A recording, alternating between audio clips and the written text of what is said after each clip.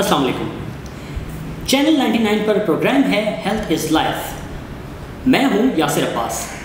جی تو دوستوں, کیسے ہیں آپ سب؟ امید کرتا ہوں کہ جہاں کہیں بھی ہوں گے بخیر و عافیت ہوں گے اور ساتھ ہی ساتھ اپنی زندگی بھرپور انداز میں گزار رہے ہوں گے. ناظرین, آج ہم نے جس موضوع کا انتخاب کیا ہے وہ ہے کمر درد, اور اس کے ساتھ ساتھ ہم بات کریں گے اس کی مزید اناٹمی کے بارے میں کہ اگر مہروں میں تکلیف ہو تو کیا کیا جائے, ڈسک ہرنیشن کیا ہے, اور اس سے جڑے اور بہت سارے سوالات. اور آج ہم نے مدعو کیا ہے ہمارے بہت ہی خاص مہمان doctor Faiq Ali, assistant professor neuro surgery, Dow University of Health Sciences. تو چلیے دوستوں ان سے بات کرتے ہیں.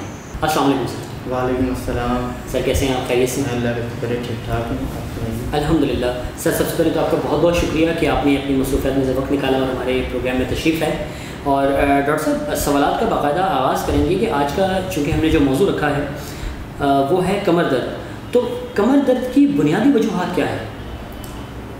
ایک تو یہ جو ٹاپک ہے آپ کا بہت اچھا ٹاپک ہے, اور چونکہ کمر کا درد بہت زیادہ کامن ہے ہماری سوسائٹی میں, تو اس لحاظ سے یہ پبلک اویئرنیس کے لیے ایک بہت ہی زیادہ امپورٹنٹ ٹاپک ہے. جہاں تک آپ کے سوال کی بات ہے تو دیکھیں, کمر کا درد مختلف وجوہات کی وجہ سے ہوتا ہے. کمر کے درد کی وجہ کمر کا مسلز بھی ہو سکتے ہیں, اس میں وجہ کمر کی ہڈی بھی ہو سکتی ہے جس کو ہم اسپائن کہتے ہیں. یس سر. اور اس کے علاوہ جو کمر کے ہڈی کے اندر نسیں چل رہی ہیں جن کو نروز کہتے ہیں ہم, جی جی, ان پر اگر کسی قسم کا دباؤ ہو تو اس وجہ سے بھی کمر کا درد ہو سکتا ہے. تو بیسیکلی اگر ہم کلاسیفائی کریں تو وہ مسل سے بھی درد ہو سکتا ہے, بون سے بھی درد ہو سکتا ہے جی کمر کی, اور جو نسیں گزر رہی ہیں کمر کے اندر ان پر بھی اگر کسی قسم کا دباؤ ہو جائے اس کی وجہ سے بھی کمر میں درد ہو سکتا ہے. ان تمام وجوہات کے علاوہ اگر چوٹ لگ جائے, یہ بھی ایک وجہ ہوتی ہے جس کی وجہ سے کمر میں درد ہوتا ہے. مثال کے طور پر جو لوگ بہت زیادہ وزن اٹھانے والا کام کرتے ہیں ان کی کمر کے گوشت میں اکڑاہٹ پیدا ہو جاتی ہے, مسکولر اسپیزم ہو جاتا ہے, جی جی, جس کی وجہ سے کمر میں درد ہوتا ہے. اس کے علاوہ ہماری جو معاشرے میں خواتین ہیں ان میں جو کیلشیم ہے وہ ویسے ہی کم انٹیک ہے ان کا, تو وہ کیلشیم کے انٹیک کم ہونے کی وجہ سے بھی ان کی جو بون ہوتی ہے ان میں اتنی زیادہ ڈینسٹی نہیں ہوتی, سختی نہیں ہوتی. اس وجہ سے نارملی ہم دیکھتے ہیں کہ خواتین میں کمر کا درد کی ایک وجہ کیلشیم کی کمی بھی ہے. ٹھیک. اس کے علاوہ اگر دیکھا جائے ایک خاص وجہ جب ہوتی ہے جب کمر کے اندر جو ہڈیاں ہیں جس کو ہم مہرے کہتے ہیں ان کے مہروں کے درمیان میں ڈسک اگر اپنی جگہ سے سلپ ہو جائے تو ان نسوں پر دباؤ پڑتا ہے جو ہمارے کمر کے اندر چل رہی ہوتی ہیں اور ہماری ٹانگوں میں جا رہی ہوتی ہیں. ٹھیک. تو بیسیکلی بہت ساری وجوہات ہیں, ان میں کچھ وجوہات گوشت کی سختی ہے, کچھ وجوہات جو کمر کی ہڈی ہے جن کو ہم اسپائن کہتے ہیں اس سے متعلق ہے, اور کچھ وجوہات جو نسیں ہیں اس کے متعلق ہے. ٹھیک. اچھا ڈاکٹر صاحب, نارملی اگر ہم دیکھیں تو مطلب کچھ لوگ ایسے ہوتے ہیں کہ جن کا طرز زندگی یا تو بہت دشوار ہے یا بہت زیادہ مصروف ہے. تو آیا بہت زیادہ مصروفیت والی زندگی یا ایک ایسی زندگی جس میں آرام کا جو تناسب ہے وہ کم ہے, تو ایسے مریض بھی کمر درد میں مبتلا ہو سکتے ہیں؟ بالکل, آپ نے بہت ہی زیادہ ایک امپورٹنٹ کویشچن ریز کیا ہے. اور جو ہمارے سوسائٹی کے اندر جو وہ طبقہ جو وزن اٹھانے کا جن کا تعلق ہے پیشے سے, اور وہ طبقہ جو بائک بہت زیادہ یوز کرتے ہیں, تو ان پرابلم کی وجہ سے آپ نے دیکھا ہوگا کہ ہمارے جو روڈ ہیں وہ روڈ ان کی کوالٹی وہ نہیں ہے جو کہ ہم انٹرنیشنلی دیکھتے ہیں. جی. تو روڈ پہ بہت زیادہ جمپس ہیں, روڈ بہت زیادہ خراب ہیں. اس کے علاوہ طبقہ ایسا ہے ہمارا جو وزن اٹھاتا ہے بہت زیادہ. اس کے علاوہ یہ جتنے بھی کام ہیں ایسے جو کہ لیبر طبقہ کرتا ہے, اس میں فائنلی جو پرابلم ہوتی ہے وہ ہوتی ہے مسکولر اسپیزم, کمر کے گوشت میں سختی. تو طرز زندگی اگر ہمارا ایسا ہے جس کے اندر ایک پریشر پڑ رہا ہے, ایک تناؤ پڑ رہا ہے, हमारे कमर के गोश्त पर, तो ये तमाम की तमाम वजूहात एक रीज़न बनती हैं, कॉज बनती हैं एक क्रोनिक लो बैक पेन की। तो कुछ हमने देखा है अक्सर हमारे माशरे के अंदर बहुत से लोग ऐसे होते हैं जिनमें कमर का दर्द मुसलसल चल ही रहा होता है, सालों से चल रहा होता है, तो उसके लिए हम टर्म जो यूज़ करते हैं वो chronic low back pain use करते हैं। जी जी। कि वो एक दायमी कमर का दर्द है जिसकी वजह कोई ऐसा नहीं है कि कमर में चोट लग गई है, बल्कि उसकी वजह यह है कि उनके पेशे से मुताल्लिक कोई ऐसा मसला है, या तो वो बाइक यूज़ कर रहे हैं, या वो गलत पोस्चर में काम कर रहे हैं, या उनकी लोडिंग का काम है उनका बहुत ज़्यादा। तो पेशे से, तर्ज़ ज़िंदगी से बिल्कुल ताल्लुक़ है, और इसी वजह से जब हम पेशेंट से हिस्ट्री लेते हैं कमर के दर्द की, तो ये बिल्कुल पूछते हैं कि आपका पेशा क्या है, आप काम के नौइयत क्या है आपकी, ताकि हम जब ट्रीटमेंट कर रहे हों तो इस बात पर भी हम फोकस करें कि सिर्फ दवाइयाँ ही नहीं देनी हमने, दवाइयों के साथ साथ हमने उनकी तर्ज़ ज़िंदगी तब्दील करना है, और वो वजह जो उनकी हेडेक की कमर के दर्द की वजह है उसको हम प्रॉपरली डील कर सकें। ठीक। अच्छा डॉक्टर साहब, ख़ास तौर पर इसमें नींद का जहाँ तक ताल्लुक़ है कि नॉर्मली जो डॉक्टर्स हैं हम रिकमेंड करते हैं कि जहाँ नींद जो है वो अच्छी तरह से ज़रूर लें आप, तो नींद अगर अच्छी तरीके से नहीं लेता पेशेंट या सोता नहीं है प्रॉपरली, और अगर नींद अपनी पूरी करता है, तो यानी इसके फ़ायदे और नुकसान के हवाले से मैं चाहूँगा कि आप ज़रूर बताइए कि कमर दर्द के जो पेशेंट्स हैं उनके लिए आराम किस हद तक ज़रूरी है। तो बात यह है कि जब भी हर चीज़ का इस्तेमाल एक हद तक फ़ायदेमंद होता है, और उसी चीज़ का इस्तेमाल अगर हम ज़रूरत से ज़्यादा करें तो फ़ायदे के बजाय भी नुकसान हो जाता है। ठीक। इसीलिए जब कमर के दर्द का मरीज़ का जब हम इलाज करते हैं तो एक ख़ास पीरियड तक, एक ख़ास वक्त तक उनको बेड रेस्ट हम अलाउ करते हैं, लेकिन ज़रूरत से ज़्यादा बेड रेस्ट भी उनकी कमर के दर्द में फ़ायदेमंद होने के बजाय नुकसानदेह होता है। तो यूजुअली ये रिकमेंडेशन होती है कि 2 to 3 डेज़ तक ही रेस्ट किया जाए, उसके बाद हल्की फुल्की जो हम कहते हैं वॉक शुरू की जाए, ताकि मसल्स में एक्टिविटी दोबारा बहाल हो। जी जी। बिल्कुल बेड रेस्ट अगर मरीज़ करेगा तो उसके लिए वो फ़ायदेमंद नहीं बल्कि उल्टा नुकसानदेह हो। ठीक। जहाँ तक आपने नींद की बात की, बिल्कुल एक हद तक ये वही बात है कि एक हद तक ज़रूरी है, लेकिन अगर हम बिल्कुल ही बेड बाउंड कर देंगे पेशेंट को तो वो उसके लिए फ़ायदेमंद नहीं बल्कि नुकसानदेह। सही। अच्छा डॉक्टर साहब, आपसे ये पूछना चाहेंगे कि वो अफराद जो ऑलरेडी कमर दर्द में मुब्तला हैं, अगर ऐसी सूरत हाल में भी उनको अगर कोई वज़न या कोई ऑब्जेक्ट उठाना पड़ जाए तो क्या एहतियाती तदाबीर इख्तियार करनी चाहिए? बहुत अच्छा सवाल किया है आपने। एक्चुअली ये बाकायदा मरीज़ को जब हम देखते हैं तो उसके पहले हिस्ट्री लेते हैं, उसको एग्ज़ामिनेशन करते हैं मरीज़ को, और फिर उसकी कुछ ख़ास इमेजिंग होती है, कुछ हमें एक्सरेज करना पड़ते हैं, और MRI या CT स्कैन करना पड़ता है अगर ज़रूरत हो। इन तमाम चीज़ों के बाद हमें ये पता चलता है कि एक्चुअली पेशेंट की प्रॉब्लम क्या है। जी। उसी लिहाज से हम ये डिसाइड करते हैं कि पेशेंट को ट्रीटमेंट, कौन सी ट्रीटमेंट की मोडेलिटी की ज़रूरत है, क्या उन्हें सिर्फ मेडिसिन की ज़रूरत है या स्पेशल एक्सरसाइजेस की ज़रूरत है या उनको फिज़ियोथेरेपी की ज़रूरत है। तो जहाँ तक आपकी बात है, बिल्कुल आपने सही कहा कि कुछ पेशेंट्स ऐसे होते हैं जिसको हम स्पेसिफिकली फिज़ियोथेरेपिस्ट के पास भेजते हैं, और फिज़ियोथेरेपिस्ट उनके पोस्चर्स को और उनकी स्पेशल एक्सरसाइजेस को रिकमेंड करते हैं, एडवाइस करते हैं, और उन्हें फॉलोअप पर भी रखते हैं। तो तमाम लो बैक पेन पेशेंट्स अगर उनको ज़रूरत होती है तो हम फिज़ियोथेरेपिस्ट से एडवाइस भी देते हैं और उन्हें रेफ़र भी करते हैं इस पर्पज़ के लिए कि वो इस पेशेंट की पोस्चर और एक्सरसाइज वगैरह को देखें। ठीक। नाज़रीन, यहाँ पर लेते हैं एक छोटा सा वक्फा, तो कहीं मत जाइएगा, हमारे साथ रहिएगा।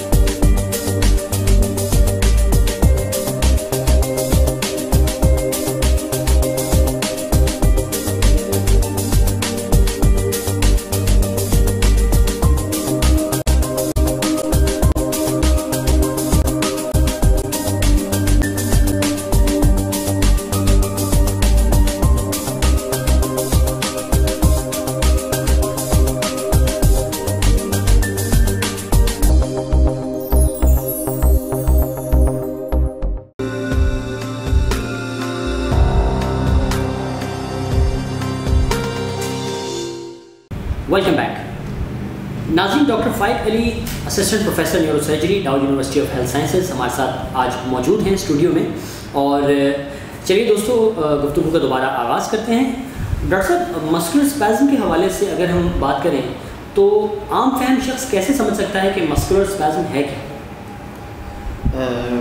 एक्चुअली जो हमारे कमर का जो गोश्त होता है वो कमर का गोश्त बोन के साथ अटैच हुआ हुआ होता है, और एग्रेसिव मूवमेंट की वजह से और रॉन्ग पोस्चर की वजह से जी और वेट लिफ्टिंग की वजह से, और कभी अगर किसी को चोट लग जाए जी, तो ये वो वजूहत होती हैं जिसकी वजह से कमर के गोश्त में सख्ती पैदा हो सकती है।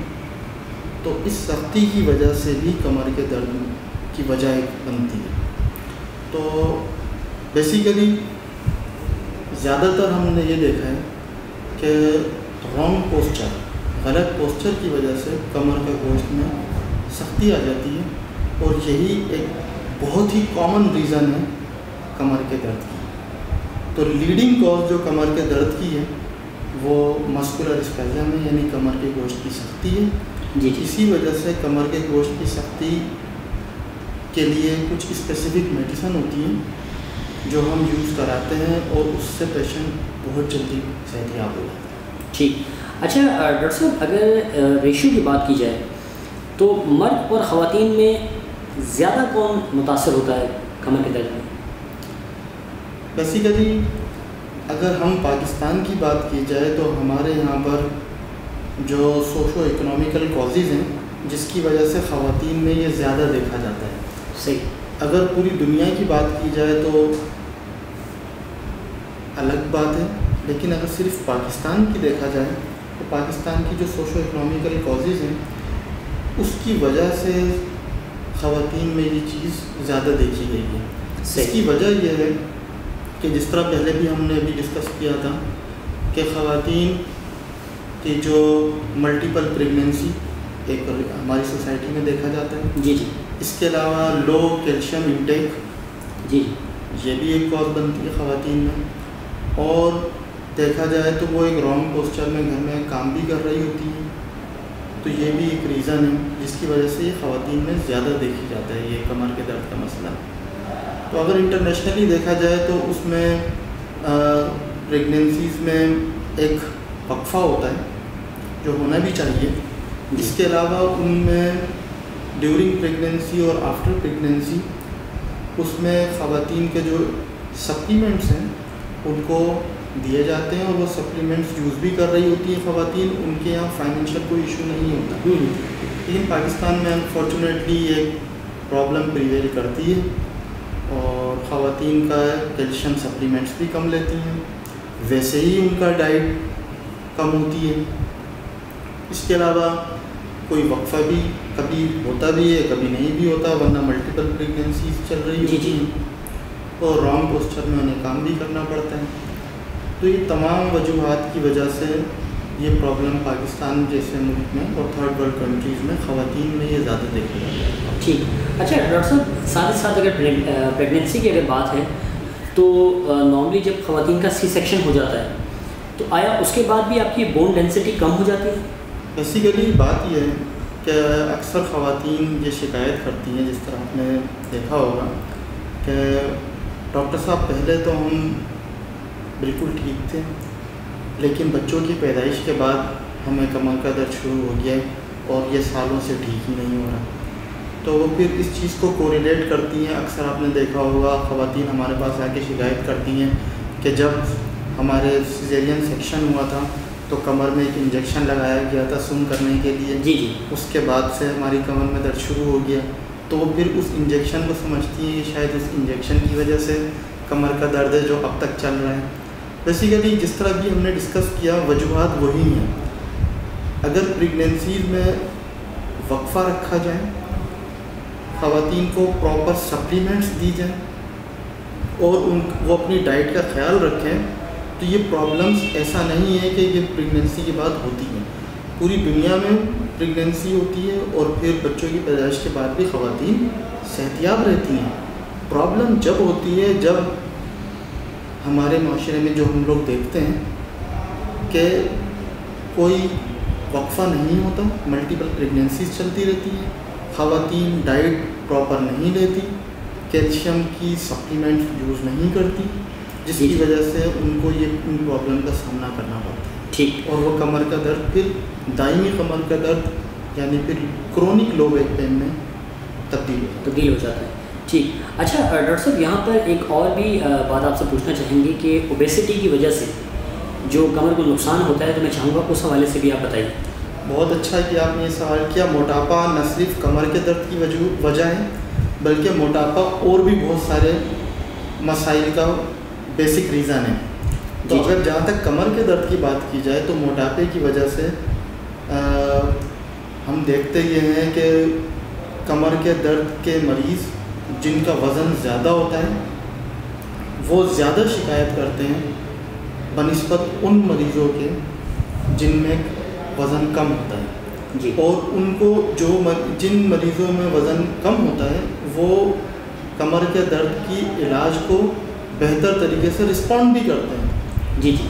کیونکہ جن کا وزن زیادہ ہے، جب ہم فزیو تھراپسٹ کے پاس انہیں ریفر کرتے ہیں، وہ بھی ہم سے یہی شکایت کرتے ہیں کہ جو وہ موبلائز کر رہے ہیں اس طرح وہ موبلائز ہو ہی نہیں پاتے.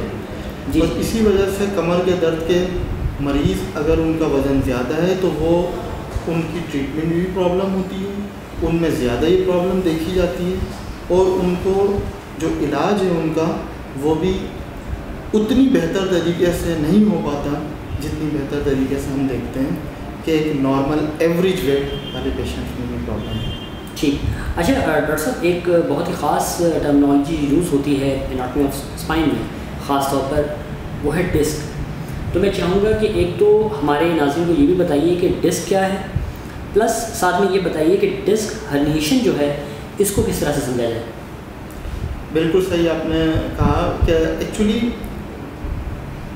یہ جو جواب دے رہا ہوں نا، ذرا دوبارہ یہ جو میں نے کہا شروع کروں.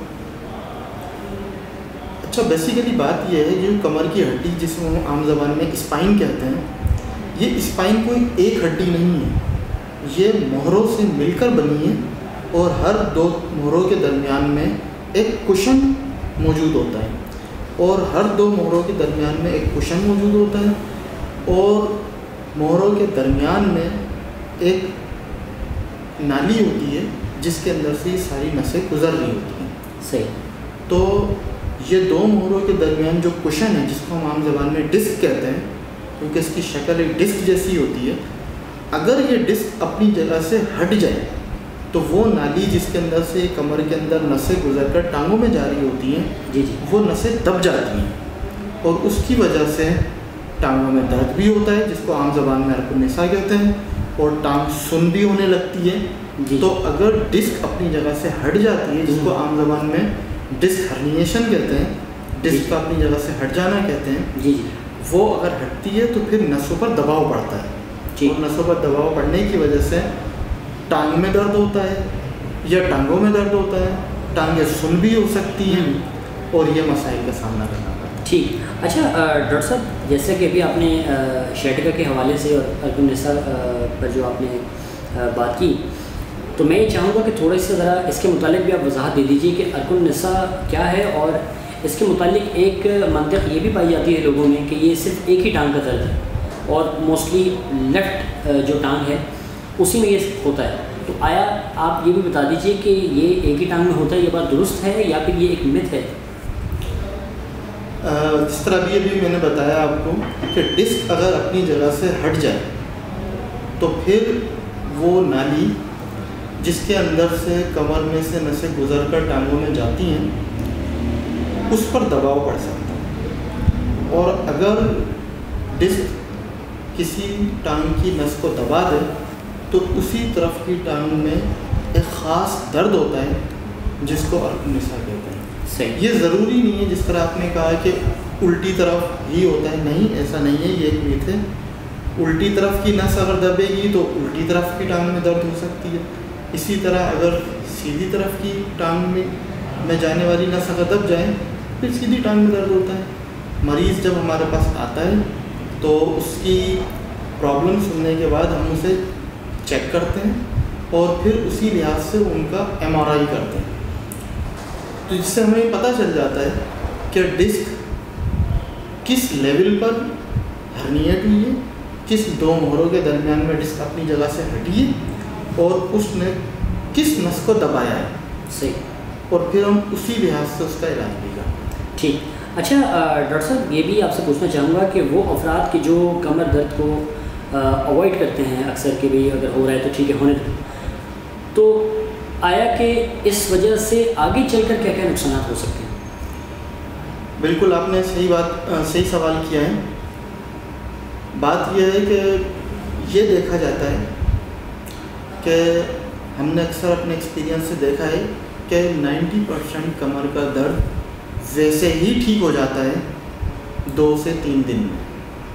जी जी। तो ये तो एक बात हुई, लेकिन आपने जिस कमर के दर्द की बात की है वो ये है कि जिसमें कमर का दर्द है मरीज़ को और वो बर्दाश्त कर रहा है, ये एक अलग प्रॉब्लम है।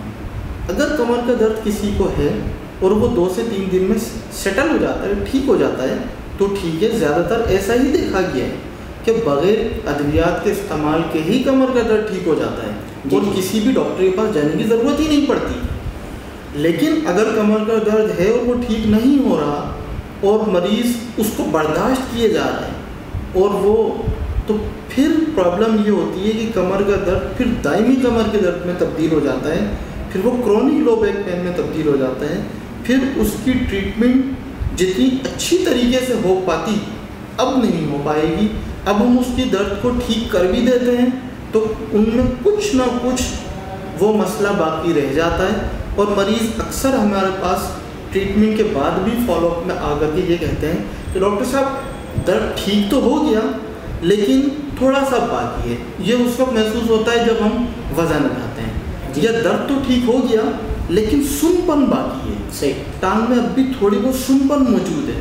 ये इसी वजह से होता है कि जो एक दर्द था वो मरीज़ काफ़ी हद तक, काफ़ी दिन तक उसको बर्दाश्त करता रहा और वो जितनी अच्छी तरीके से उसकी ट्रीटमेंट हो पाती वो नहीं हो पाई, इस वजह से क्योंकि वो मरीज़ ने उसका जल्दी डॉक्टर से उसके साथ, यानी इन शॉर्ट के उसी के साथ वो सफ़र करता रहा, उसे बर वक्त उसका इलाज नहीं कर पाया। एग्जैक्टली। ठीक।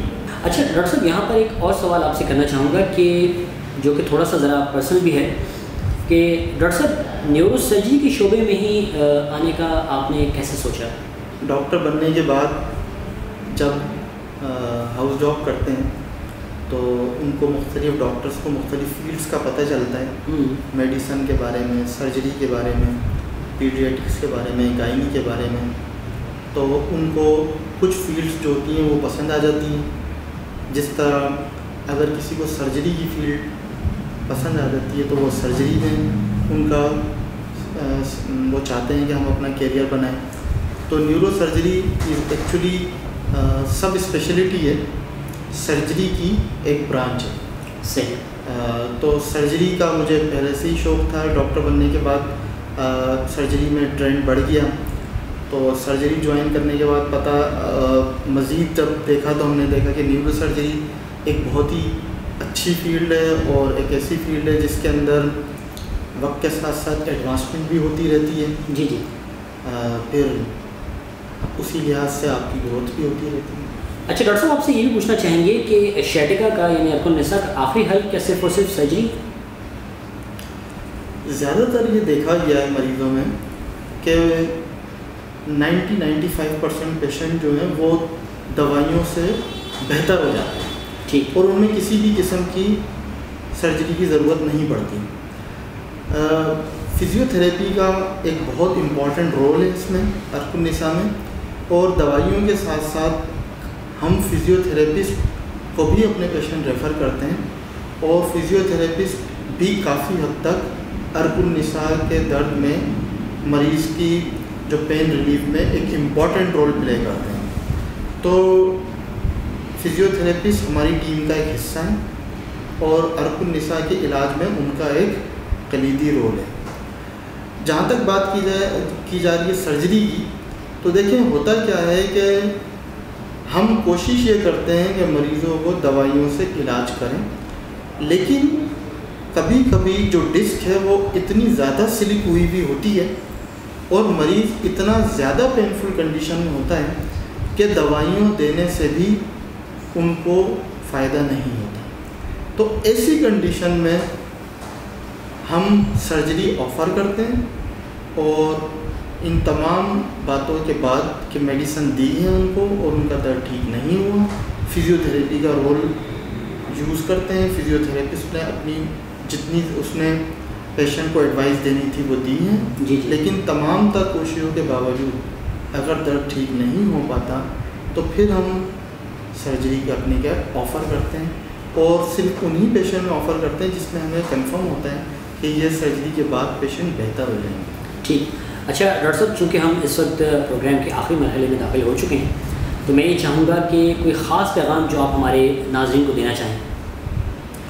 جس طرح بھی ہم لوگوں نے ایک امپورٹنٹ بات کی تھی کرونک لو بیک پین کی، اس کے اندر میں یہی کہوں گا کہ اگر کمر کا درد موجود ہے اور وہ آپ کا 2 سے 3 دن میں ٹھیک نہیں ہو رہا تو پھر آپ اور اس کو کمر کے درد کو آپ برداشت کر رہے ہیں تو پھر آپ یہ ذہن میں رکھیں کہ وہ کمر کا درد ایسا نہ ہو کہ وہ دائمی کمر کے درد میں تبدیل ہو جائے، اس کی کوئی ہڈن کاز ہو اور آپ اس کو اوائڈ کر رہے ہیں. تو کمر کا درد اگر ہم سب کو ہوتا ہے اور وہ خود بخود ٹھیک بھی ہو جاتا ہے، بالکل صحیح ہے، اس میں کسی بھی میڈیکل کنسلٹنٹ کی ایڈوائس کی ضرورت بھی نہیں ہے.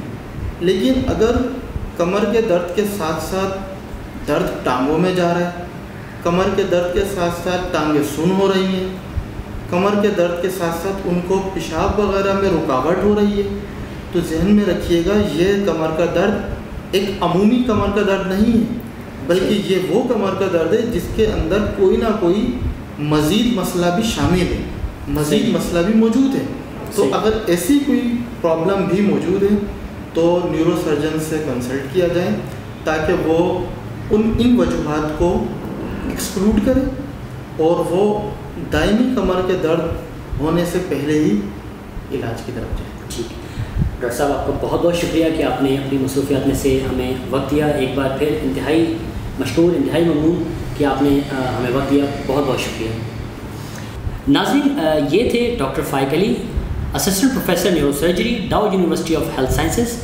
آپ کو ہمارا پروگرام کیسا لگا اپنی رائے کا اظہار ضرور کیجیے گا.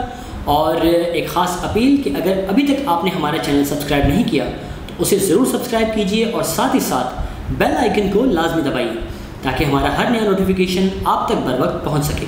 اپنے میزبان یاسر عباس کو دیجیے اجازت. اللہ حافظ.